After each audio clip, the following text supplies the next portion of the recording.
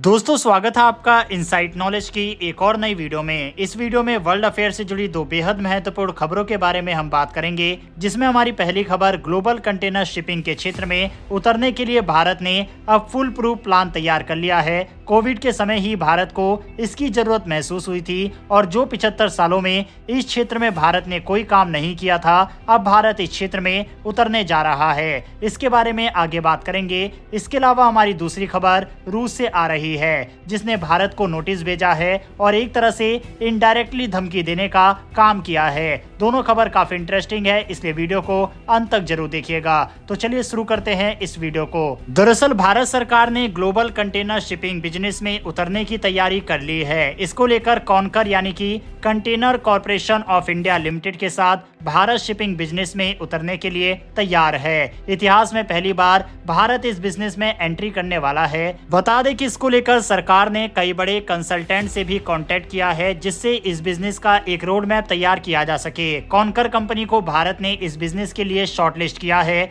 बता दें कि कॉनकर कंपनी भारतीय रेलवे के साथ काम करती है। लॉजिस्टिक के मामले में ये भारत की सबसे बड़ी कंपनियों में से एक है। वहीं पूरे भारत में कॉनकर के 66 टर्मिनल है और 380 कंटेनर ट्रेन है। इसके अलावा इस कंपनी के पास 4,08,000 कंटेनर है। वहीं 4 मिलियन स्क्वायर फीट के वेयर हाउस भी है। हाल ही में कॉनकर ने कोस्टल शिपिंग में भी एंट्री कर ली है, यानी कि अब समुद्र, सड़क और रेल तीनों ही ट्रांसपोर्ट के माध्यमों में ही कॉनकर एंट्री कर चुका है। बात करें भारत के इस बिजनेस में उतरने की, तो ग्लोबल कंटेनर शिपिंग बिजनेस में उतरने से भारत को काफी फायदा होगा। बता दें कि वैश्विक स्तर पर इंपोर्ट एक्सपोर्ट तो बढ़ेगा ही, इसके साथ ही भारत की दुनिया भर की अन्य कंपनियों पर से निर्भरता भी कम होगी। इस क्षेत्र में उतरने के साथ ही भारत का पहला टारगेट इंडो पैसिफिक रीजन और साउथ एशिया के साथ मिडिल ईस्ट में होगा। 2025 तक भारत इस रिपोर्ट को तैयार कर लेगा। वहीं ये बिजनेस भारत के इंटरनेशनल लेवल पर अपने व्यापार को बढ़ाने का काम करेगा। हाल ही में भारत ने अपने सबसे बड़े पोर्ट को भी लॉन्च किया है। वहीं एक नए ट्रांसशिपमेंट पोर्ट की भी शुरुआत कर चुका है। इस व्यापार में आने के साथ ही भारत को इकोनॉमिक फायदे के साथ साथ इंडो पैसिफिक रीजन में भी फायदा होगा। भारत अपनी सभी शिप को बाकी देशों के लिए काम करने में प्रयोग कर सकेगा। दुनिया भर में अपने निर्भरता को कम करने और अपने व्यापार को बढ़ाने के लिए भारत का ये एक शानदार कदम है। बता दें कि अभी दुनिया भर में माल ढुलाई यानी कि कंटेनर से माल एक से दूसरी जगह ले जाने में चीनी कंपनियां काफी ज्यादा आगे रही हैं। आपको ये जानकर हैरानी होगी कि दुनिया भर में जो कंटेनर बनाए जाते हैं उसका 90% कंटेनर सिर्फ और सिर्फ चीन ही बनाता है। इससे पता लगता है कि इस मार्केट पर चीन ने किस हद तक कब्जा कर रखा है कि दुनिया के मार्केट का 90% उसी के पास है और उसकी इसी बादशाहत को चुनौती देने की तैयारी अब भारत कर चुका है। बहरहाल भारत के द्वारा उठाए गए इस कदम के बारे में अपनी राय कमेंट बॉक्स में लिखकर बताइएगा। बढ़ते हमारी अगली खबर की तरफ, जो कि रूस से आ रही है। दरअसल वंदे भारत स्लीपर ट्रेन के कोच को बनाने के लिए भारत और रूस के बीच एक जॉइंट वेंचर हुआ था। ये डील पिछले साल सितंबर के महीने में हुई थी।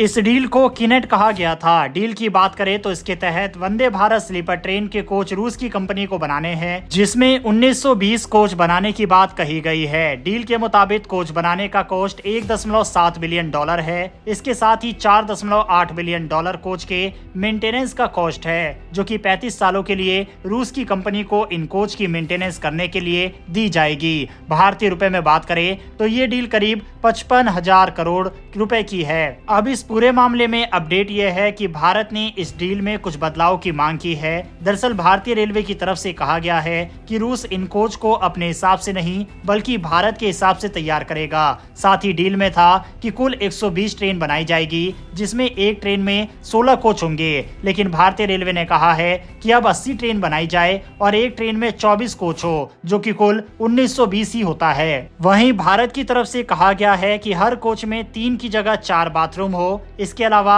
एक पूरी ट्रेन के अंदर एक पेंट्री कार को भी बनाया जाए, यात्रियों को सामान रखने में परेशानी ना हो। इसके लिए कोच के शुरू और अंत में लगेज जोन भी बनाया जाए। लेकिन अब इस पूरे मामले में रूस ने कहा है कि भारत की सभी बातों को मान लिया जाएगा, लेकिन बदलाव के मुताबिक इस डील के कॉस्ट में बढ़ोतरी होगी और साथ ही ज्यादा समय लग जाएगा। यानी कि वंदे भारत स्लीपर ट्रेन के पहले प्रोटोटाइप के सामने आने में अभी और समय लग सकता है। वहीं रूस के जवाब के बाद भारत के रेल मंत्रालय ने कहा है कि भारत इस पूरे मामले में इवेल्युएट कर रहा है। हालांकि अब इस डील को लेकर विश्व स्तर पर एक बड़ा सवाल भी खड़ा हो गया है। दरअसल यूक्रेन और रूस के युद्ध के बाद अमेरिका ने सबसे पहले रूस के रेलवे पर ही बैन लगाया था, जिसके बाद भी भारत ने रूस के साथ ये डील की और पूरी डील में रूस के पास ज्यादा शेयर है, भारत के पास केवल 25% शेयर है। भारत ने जब ज्यादा शेयर की मांग की थी तब भी रूस ने उसे देने से मना कर दिया था। अब इस पूरी डील में भारत को इनडायरेक्टली रूस ने धमकाते हुए कहा है